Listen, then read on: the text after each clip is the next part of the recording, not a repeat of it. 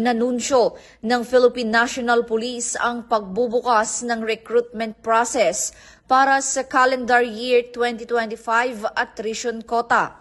Ayon sa PNP, may kabuuang 5,639 quota slots na inilaan para sa 17 police regional offices sa buong bansa.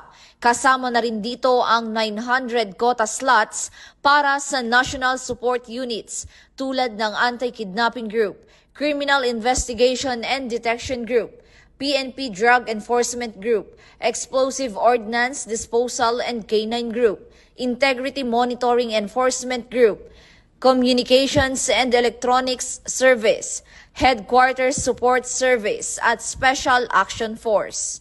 Ayon kay Acting Chief PNP Police Lieutenant General Jose Melencio C. Nartates Jr., ang hakbang na ito ay bahagi ng patuloy na programa ng PNP upang mapalakas ang serbisyo at mapanatili ang profesionalismo sa hanay ng kapulisan.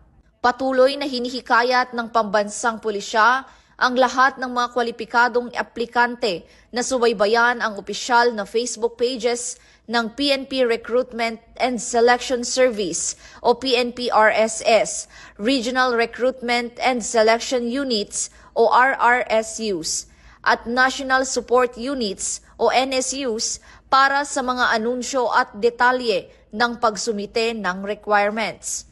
Ang nationwide recruitment na ito ay bahagi ng patuloy na pagsisikap ng PNP na palakasin ang organisasyon at magtaguyod ng mas propesyonal, maaasahan at makataong kapulisan na tapat sa tungkulin ng pagpapanatili ng kapayapaan, kaayusan at kaligtasan ng mamamayan.